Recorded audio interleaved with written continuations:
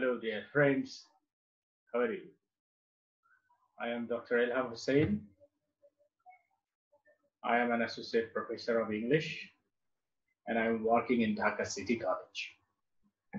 And today, it's my pleasure to discuss Amitav Ghosh's seminal novel, The Shadowlines, with you. And I think your participation will inspire me. Actually, Amitav Ghosh is a very immensely popular writer in our country. And like Amitav Ghosh, many other Indian writers who write in English are very popular in our country. And many of them are included in our curriculums of different universities, especially for the students of graduation and post-graduation levels. So with delight or with pleasure, I'd like to inform you of this condition of Indian English writers in our country. And I like to add one thing to this. Many Indian Bengali authors, especially from West Bengal, suppose Shamuresh, Shirshendu, then Abul Bashar. These are very popular authors among our readers. So why? I think we find many things common in our culture, in their writings. For that reason, we show much interest in their writings. And it is for another reason that we are culturally still united. We have a border, we are geographically divided, but we have many things common in our cultures, in our rituals, in our attitudes also. For that reason, we always feel a kind of very intense fraternity or affinity, brotherhood with the people living across the border. So for this reason and for many other reasons, we feel interested in the writings of Amitav Ghosh, who writes in English and who is very much potential in provoking our thoughts regarding our history or historiography, who has offered a narratology in his The Shadowlines, which takes us to our past. It is the colonial past, that is the experience of our colonial situations. And it also indirectly tempts us to peek into the history of pre-colonial realities, colonial realities, and even post-colonial realities, or even today, if we think of our present situation regarding our sense of nationality, regarding our sense of nationalism, regarding our religious ideology, then I think this very text is still very much relevant to our realities or to our studies. So at the very outset, I just like to take you to the screen. I like to share the screen with you.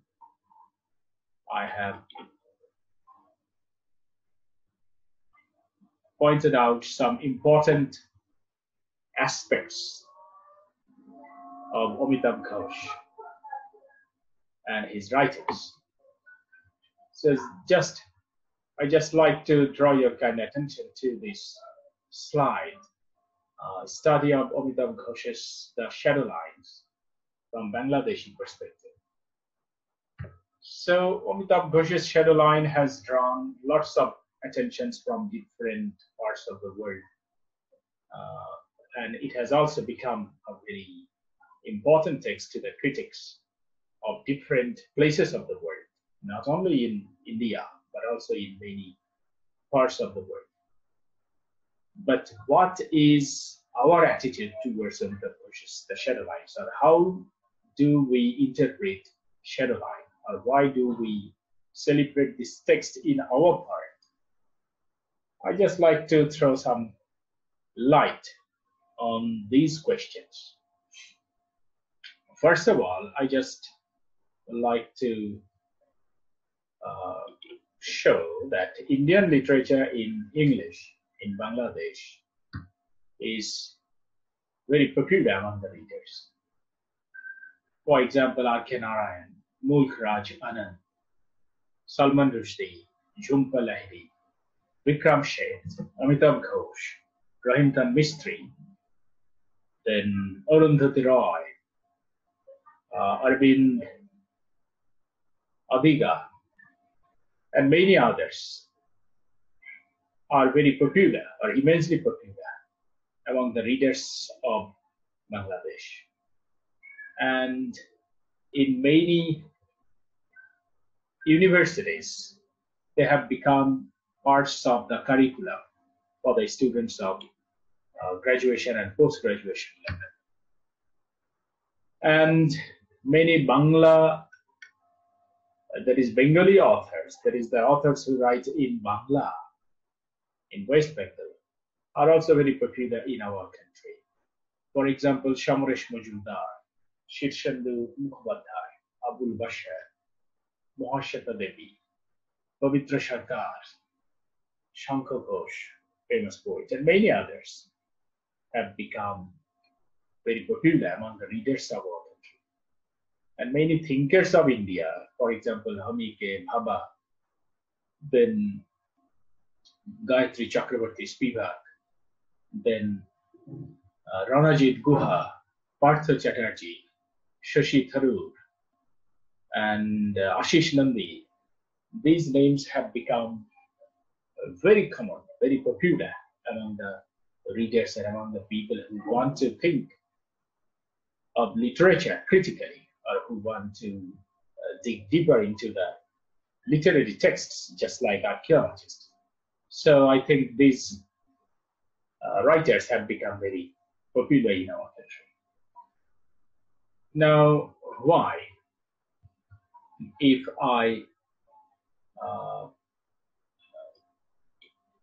I want to answer to this question, why are these writers very popular in our country? It is first of all because of globalization. Knowledge has become very accessible for all.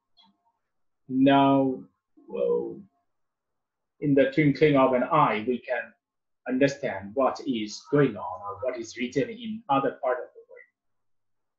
And as our attitude has been very much critical, as we want to question our past, as we want to suspect the history offered by our previous colonial masters.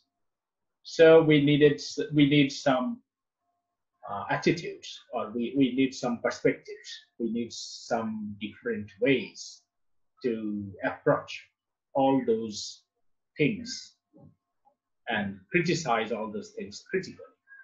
For that reason, we have an affinity with the writers of the world, and at the same time the writers of India. So we have developed a sort of affinity with the Indian authors. Now, I just like to concentrate on Amitav Ghosh. Why we are interested in Amitav Ghosh, or what particular regions for which we are interested in Amitav Ghosh's writings. Or we may question in a different way, why is Amitav Ghosh relevant in Bangladesh? The answer to this question is very critical. If we want to answer to this question, we have to throw sufficient light on historical realities of our country, of this subcontinent also. I have pointed out some points here that the social anthropology that Amitav Ghosh incorporates into the body of his fictions coincides with our history. We know that the history of Bangladesh is not an accident. It has got a very long and concrete root in the millennium-long history of this subcontinent. And if we look back to our history, especially in 18th century, in 19th century, and in the first half of 20th century, then we can find the chronicles of our history, the chronicles that lead our country to emergence. And for that reason, as Amitav Ghosh is an anthropologist, social anthropologist, actually he did his PhD in social anthropology. Anthrop means man, that is human beings, and logos means knowledge. So his subject matter of his study was human beings, their culture, the things that decide the relationship among people. And also he also studied the cultural realities that bring people close to one another, and that also create shadow lines among them, divide them, and that also pose a huge question mark against their sense of nationhood, sense of nationality, sense of nationalism. Amitav Ghosh, in his famous text, Shadowlines, has encompassed some historical events which are monumental. For example, Swadeshi movement, which was especially stimulated by the Bengal Division or Bengal Partition in 1905. And we know that Lord Curzon, the then Viceroy of British administration, divided Bengal into two parts, that is West Bengal and East Bengal. And he had a lame subterfuge. His subterfuge was to facilitate, or was to make the British administration easy. They divided this Bengal, that is the East Bengal and the West Bengal. But it was not congenial for the Bengalis at that time, because at that time, most of the businessmen, the rich businessmen of this Bengal, lived in Calcutta, but they ran their business in East Bengal. So it told upon the trades and commerce or commercial activities of the Bengalis here.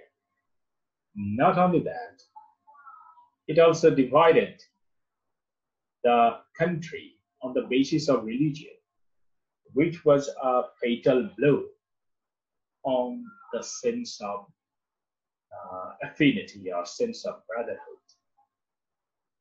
East Bengal was remarkable for the majority, for the Muslim community, because it was mostly inhabited by the Muslims. So we found here Muslim majority at that time. But in West Bengal, most of the Bengalis were Hindus, and many Muslims in East Bengal became very happy after the Bengal Division in 1905. And under the leadership of Nawab Salimullah, this division was celebrated. This division was positively taken, and some Muslims under the leadership of Salimullah started a movement in favor of this division. But it was not culturally wise. That very division, which was at that time implemented by the British colonizers, was on the basis of Hindu and Muslim. Actually, they had a deliberate policy, they had a deliberate purpose of dividing the Bengalis. Because at that time, this Bengal was one of the centers, potential centers of different kinds of movements against the British government. So the British rulers thought that if they could divide the Bengals, and if they could set the Hindus against the Muslims or the Muslims against the Hindus, and if the Hindus and Muslims remain busy with a clash against each other, then it would be easier for the British government to exercise domination upon here. That was their purpose. But our local leaders opposed that very initiative vehemently, and ultimately in 1911, the Bengal Division was withdrawn. Two Bengals were again reunited. And this very historical event is reflected or encapsulated in the canvas of Amitav Ghosh's The Shadowlines. And then Second World War, which is very, very crucial in the history of India, is also encapsulated in this text. And we find the narrative of the Second World War through the eyes of Tridev. Tridev, it's a very potential character of this text. And then another important historical event is encapsulated in this text by Amitav Ghosh, and this is the riots that took place in Dhaka and Calcutta. And it was a very critical event, and Amitav Ghosh's protagonist, Tridev, was killed in this riot. So this event may be considered as a climax of this text. And Amitav Ghosh very critically invites us to look at the culmination of communal violence that occurred in 1964. And he also invites us to make a survey of our past, of the incident of Bengal Division, of the incident of Indian partition in 1947. And then he also invites us to critically judge the riots of 1964. Actually, the riots of 1964 is nothing but a consequence of the seed of division that was sowed by the British administrators in 1905, and that very seed bloomed into a tree in 1947, and that very tree that germinated in 1947 produced some fruits, bitter fruits, And one of the fruits is the riots of 1947 that took place in Dhaka and in Calcutta. The riot in our country, especially Dhaka, the riot took place in 1964, and it was, if you think of this riot historically, you will find that how the Muslims here grew intolerant towards the Hindus there, because in 1947, India was divided on the basis of two nations theory, that is on the basis of religion, religious identity, Hindus for Hindustan and Muslims for Pakistan.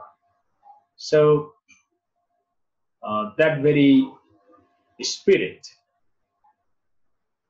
contaminated the spirit of nationality, the spirit of nationalism. That very communal spirit challenged the spirit of nationalism, the people living in both the parts of this subcontinent, in Pakistan and in India. Only for an incident that happened in a mosque, Hazrat Bal Mosque in Srinagar. That is the hair of our Holy Prophet was stolen from that very mosque. So why did this incident happen? This incident happened in the midst of lots of incidents that were taking place in this East Pakistan, in the then East Pakistan. For example,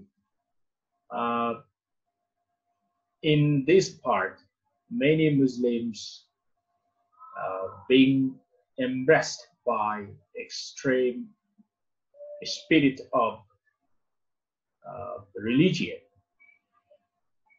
started violence against the Hindus here, Hindus minority here. They tried to captivate or confiscate the shops, trades and commerce, mills and factories of the Hindus. They also ousted the Hindus and captured their land. And I like to give you an example from history. In Khulna, the then communication minister, Abdul Shabur Khan, ousted a Hindu businessman, Rup Chand Biswas. He confiscated 30 bighas of land of that very Hindu businessman, and he built a 3-story building on that very land. Then Rup Chand Biswas went to the court and a prosecution went on. And ultimately, Rup Chand Biswas got the decree. And the court ordered Abdul Shabur Khan to pay him 1,35,000 rupees as compensation. So the incidents like this happened here. And it was also called a communal cleansing violence. That is, the Muslims started violence against the Hindus. And the then Pakistani ruler, Ayub Khan, also instigated that very violence. And it is said that after the incident of Hazrat Bal Mosque, Ayub Khan came to Dhaka, and immediately after getting down from the plane in Dhaka airport, he told that he would not do anything, or he was not liable for any sort of consequence of that incident that happened in Srinagar. So such attitude or such gesture inspired or instigated the Muslims of that time here. And such very gesture, if you think of the behavior of the colonial rulers. You can very easily coincide this behavior with the behavior of the colonial masters of this subcontinent. Actually, the colonial masters were always prompt to set one party against another party, one community against another community, one religion against another religion. So why? Because if the local people remained busy with shedding blood of their brothers, then it would be easier for them to exercise their hegemony or to exercise their power upon the local people and exploit them. And it is very historically true. If you go back, you will find lots of examples in our history. If you go back to our pre-colonial situation, we find that the Hindus, the Muslims were living comparatively in a peaceful environment. Suppose many Hindus worked under the leadership of the Muslims. For example, if you think of Aurangzeb is the Mughal and very extremist Islamist.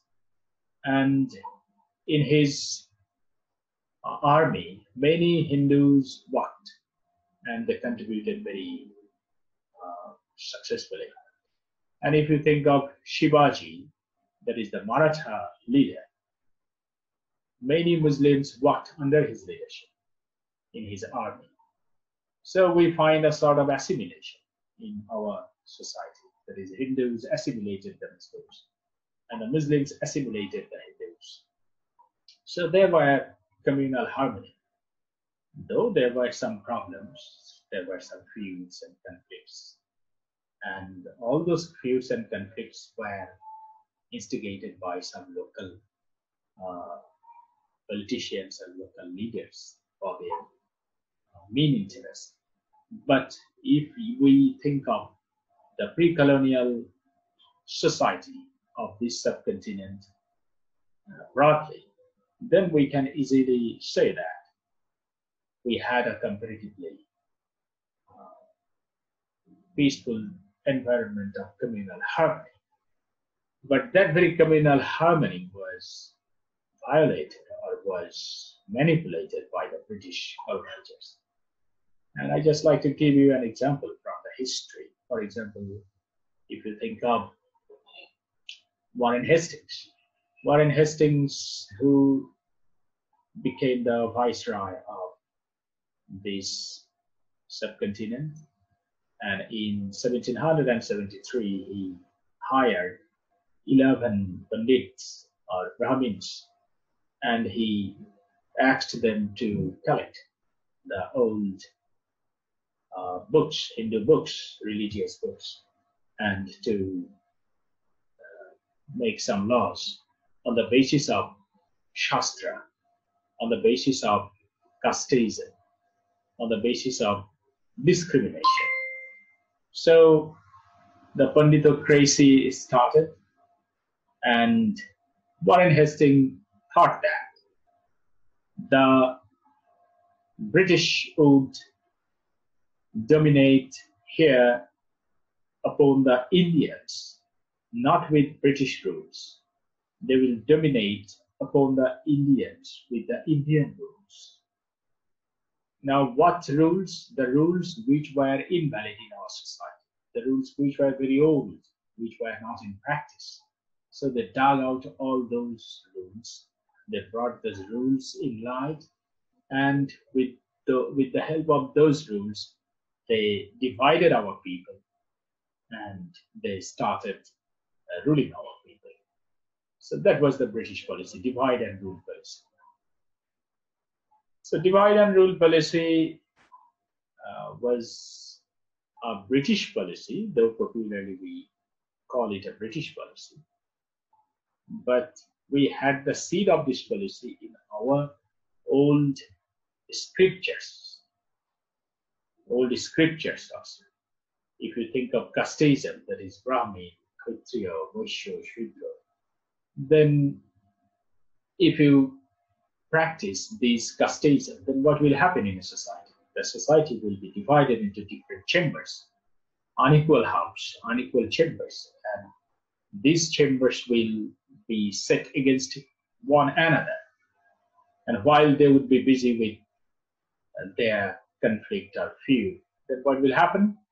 Then the British who have come from outside would be able to exploit us. That was their policy. So they used our Shastra against our people.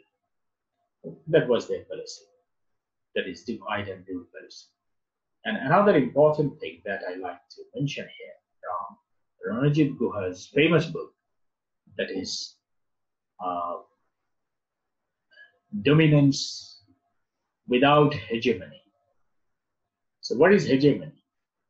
Hegemony is a term which was first used by Antonio Gramsci, who was an Italian leftist leader and who had to spend a significant part of his life in the prison during the reign of Mussolini. And at that time, he wrote his prison notebook. And in that very prison notebook, he used this term hegemony. And he also used the term subaltern. Actually, at that time, there were some censorships upon him. And for that reason, he could not use or write the name of Karl Marx in his prison notebook. He wrote a philosopher in the place of Marx. And he did not use the word proletariat because that was a censored word by Mussolini. For that reason, he used the term subaltern. Then hegemony. These are the terms that are used by Antonio Gramsci for the first time. And Ranajit Guha has showed in his book, that is Dominance Without Hegemony, that the British rulers did never want that this India should be a state. And they also did never want that the Indians should be made citizens. In their own country, if you think of England, the British rulers tried to, or they exercised the policy that formed their country as a state and their people as citizens. But in this subcontinent, the British rulers or the East India Company always aimed at making this India or Indian subcontinent only a business center, and the people here were not made citizens, they were made only subjects. So what is the difference between a citizen and a subject? A citizen is an entity who requires an approval or recognition by the sovereign power of the country, by the constitution of the country. That is, constitution defines a citizen. So constitution ensures some rights of a citizen. So a citizen should have the security of his living, security of his health, security of his wealth. All these things are ensured by the constitution in a state. But in India, which was not a state in the eyes of the British colonizers, and the Indians were not citizens in the eyes of the British colonizers, and they went on with this project of transforming or translating the people here into subjects. Now, as they went on with this project or with this enterprise, they used our own epistemology. and the epistemology which was not involved in among the people, the epistemology which was obsolete, that very epistemology was brought to light in front of the people, and some people were selected or chosen by them. They were given some privileges, and on their shoulders they imposed those episteme or epistemology, and they started dominating the people. They dominated the people. So domination is not hegemony, because in hegemony, in the exercise of hegemony, the party which is dominated is not accommodated. But in dominance or domination, the party on whose this dominance is imposed is accommodated. So the British rulers accommodated us. So how did they accommodate us? They told us that they were ruling us with our own books, with our own Shastra. So they were not ruling us with their constitution. They were ruling us with our Shastra. That is, they were accommodating our Shastra, Dharma Shastra, and with those Shastras which were obsolete, which were not used in our society, which were not used for colonial harmony. So those rituals or the rules or some praxis which were not used by the people here, those rules were brought to light and used against the people here. So the Indians were transformed into subjects, colonial subjects, and they were set against each other. Actually, that was the seed of communal violence. That was the seed of communal intolerance. But before the colonial practice, there were many examples in history of colonial harmony. But the but the policy of dominance without hegemony that was exercised, or that started to be that started exercising upon the people with Warren Hastings. That was the seed, or that was the initial stage of our communal feud or communal conflict. And that very conflict ultimately led us to different reactions or response to different historical incidents. Suppose in 1905, while Bengal was divided, many Muslims became happy. So why? We should have a singular spirit of unification at that time, but we did not find that. Or even in 1947, while India was divided into two nations, that is India and Pakistan, that was also invigorated by that very spirit of division that was sown by the British colonizers. Okay, and even after the liberation, that is after the liberation of India and Pakistan in 1947, that very problem continued. It was not solved at all, because many Hindus remained in Pakistan and many Muslims remained in Hindustan or India, and the theory of two nations, that is Jinnah's two nations theory, was still working in the minds of the people here. So while that very spirit became activated, then one community could not tolerate another. So while one community find its minority community of a different religion in a geographical location, then that very majority community becomes sometimes violent, and some instigations or some evil hands worked behind them. And we find that those who have inherited the colonial legacy are still working in both the parts of the subcontinent. So anyway, why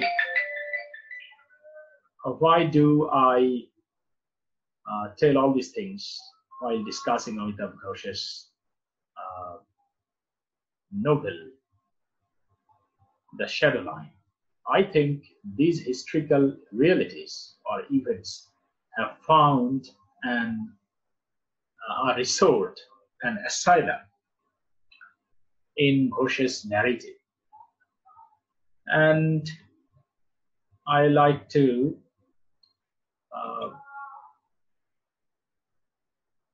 draw your attention to Amitav Ghosh's attitude towards his novel.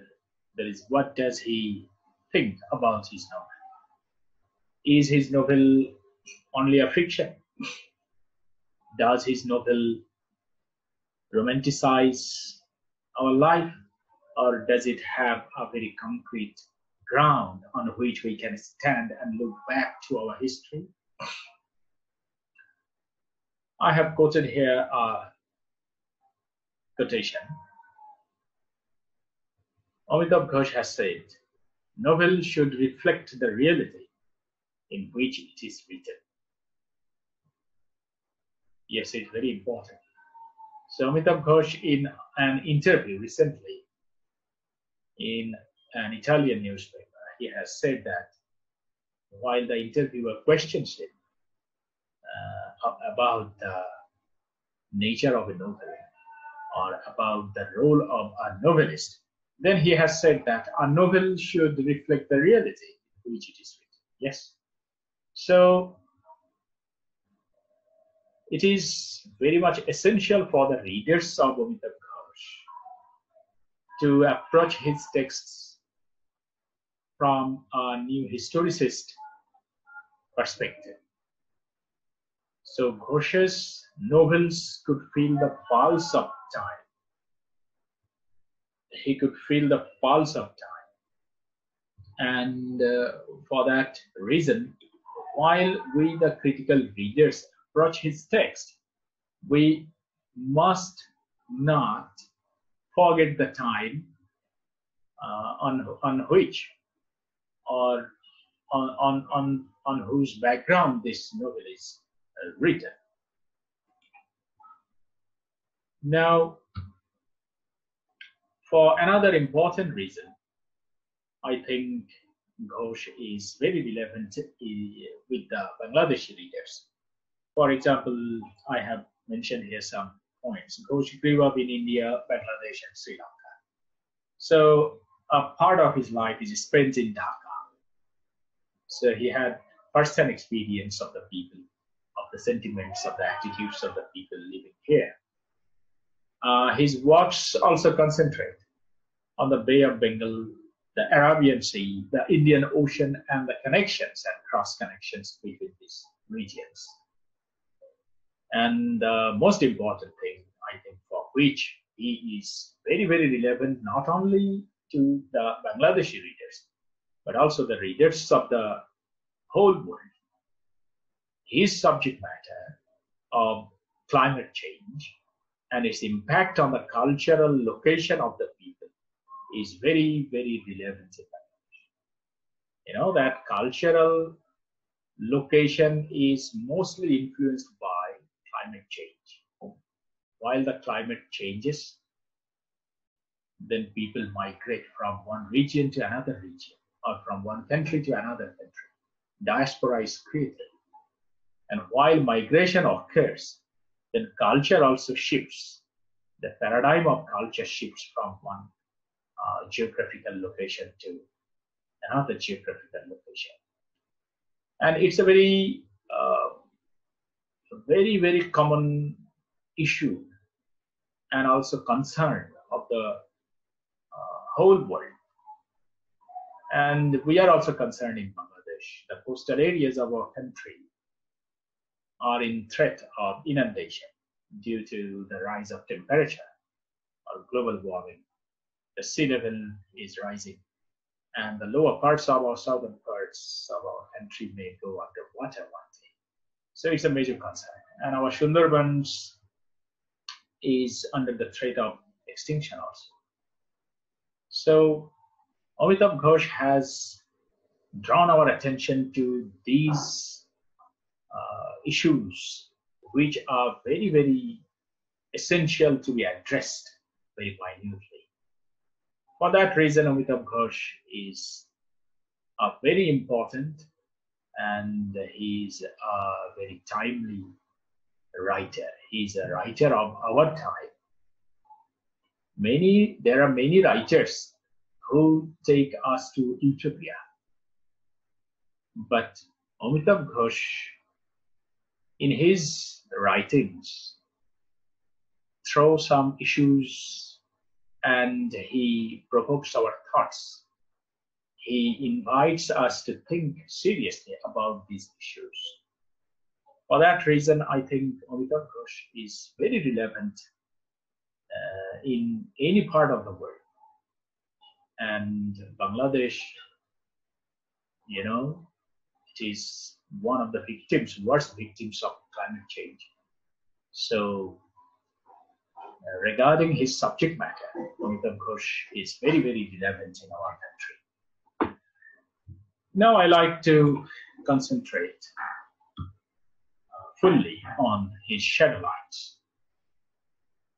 The Shadowlines, it is the story of togetherness and the story of segregation. It's the story of togetherness, it is the story of segregation. A text that depicts post-colonial realities.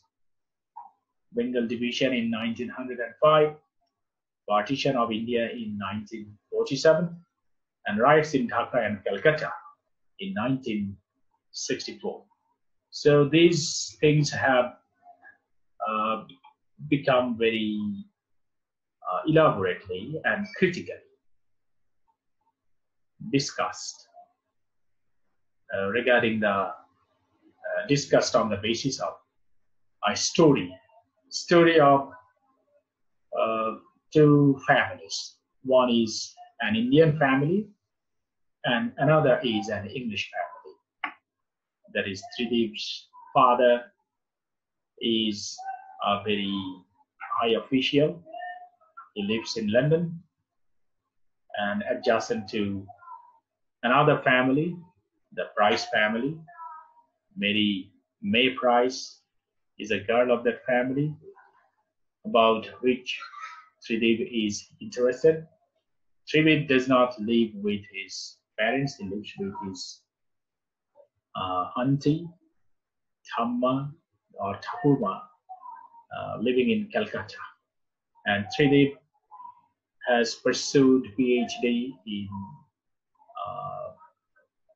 in archaeology. So he is just like an archaeologist. Amitav Ghosh is also an archaeologist in the sense that he digs out the truths of our history or historical realities in his texts. As an archaeologist digs out relics of different phases of our history. Similarly, Amitav Ghosh, just like an archaeologist, has dug out the truths of our history in his novels. So Amitav Ghosh is really a very critical and essential writer. Amitav Ghosh, as I have already told that, Amitav Ghosh has said that climate change is also a cultural crisis. That is, climate change contributes to cultural crisis, and and we find the reflection of this belief in his another non-fiction, The Great Derangement, which was published in 2016. And there he has said that climate crisis contributes to the crisis of culture. And this climate crisis is not an automatic, or is not a natural incident, or it does not happen automatically or naturally. It has got some basis on man-made causes. For example, capitalism, empire, imperialism are a threat to the cultural identity of the present world. So capitalists, in the name of urbanization, are cutting down trees, they are killing rivers and water bodies, they are setting up mills and factories, and they are making money. They are transforming our farmers into laborers, and they are accumulating wealth.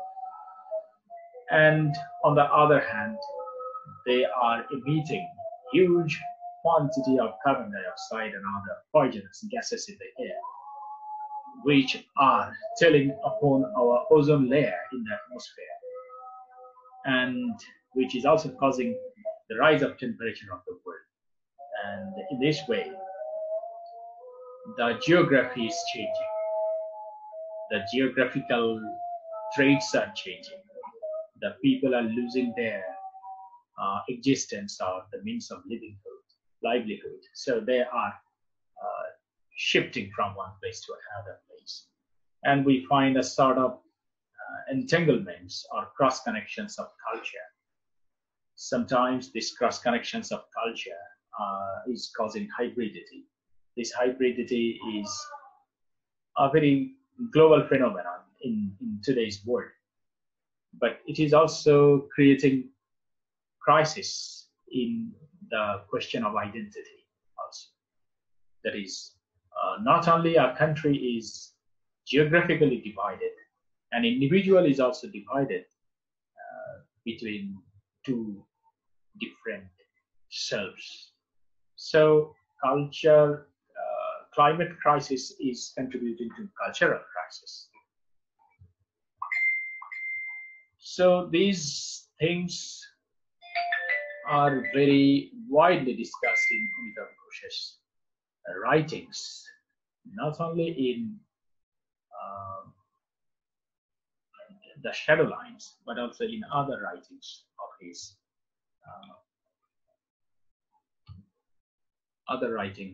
for example, his novels and non-fictions. Regarding the time frame that we find in the Shadowlines, we can say that it has encompassed a vast scale of time or span of time. Suppose one of the major characters of this text is Thamma or Thakurman, who was born in Dhaka in 1902.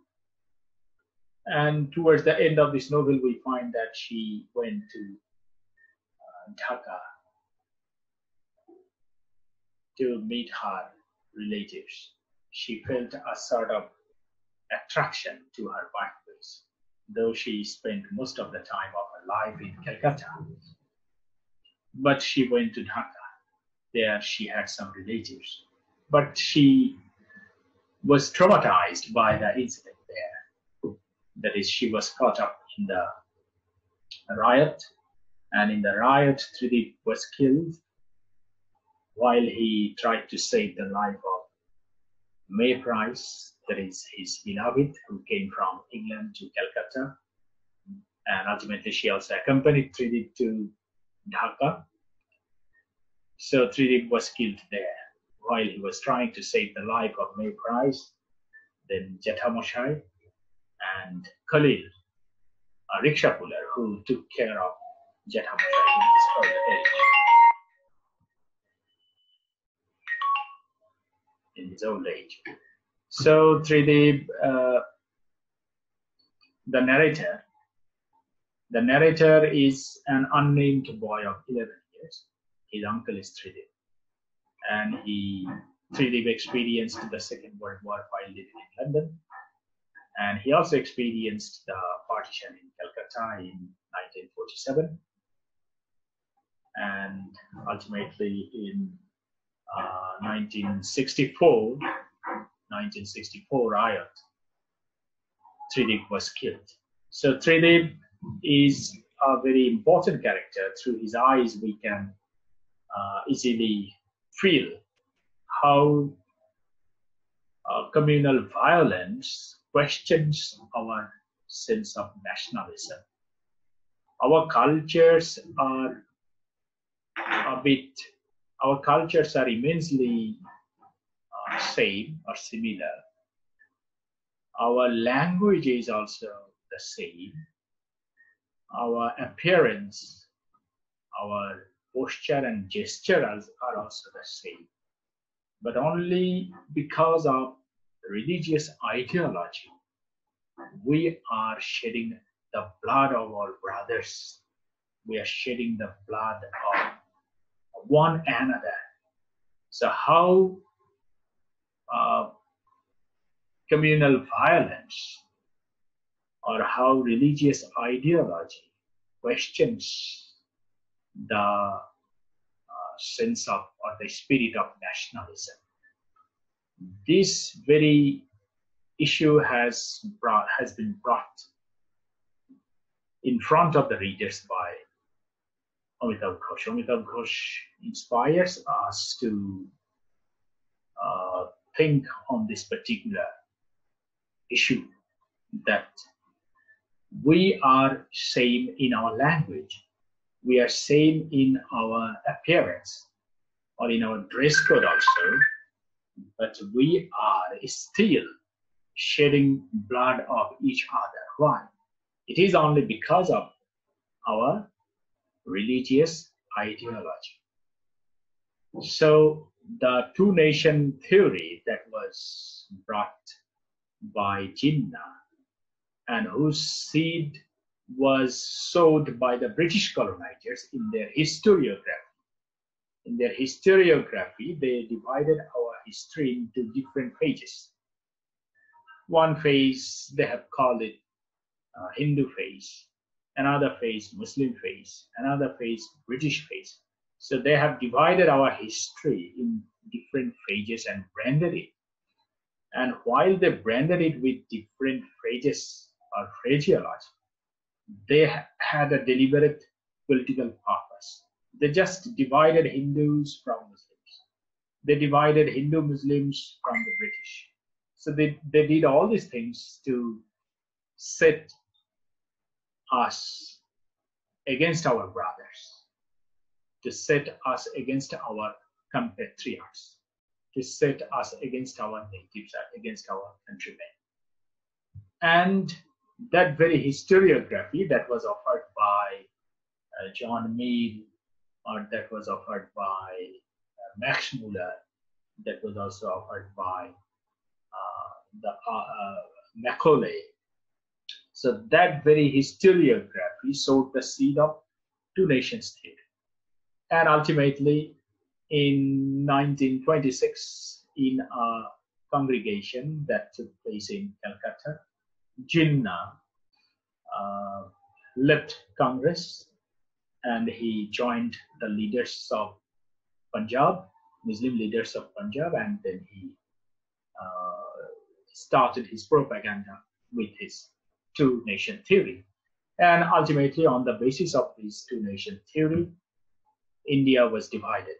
It was divided into two nations, that is Pakistan and India. And ultimately, the seed that was sowed by the British historiography, British colonizers, that very seed ultimately sprouted up into a tree in 1947, and that very tree is still producing bitter fruits in this subcontinent, and we are tasting that bitter fruits still. This is our misfortune. And that very, I think, that very reality, that very cruel truth has been brought to light. That very bitter truth has been dug out by Amitav Ghosh in his novel, The Shadowlines. And for this reason, Amitav Ghosh's Shadowline is very, very relevant among the readers of this subcontinent, not only this subcontinent, but also the readers of this country, that is Bangladesh. So thank you very much. I think I have tried to throw some light on historical aspects of this text, and I hope in my next lecture I will throw sufficient light on the story of this text and interpret it from our cultural and political perspectives. So thank you very much. Till then, stay tuned.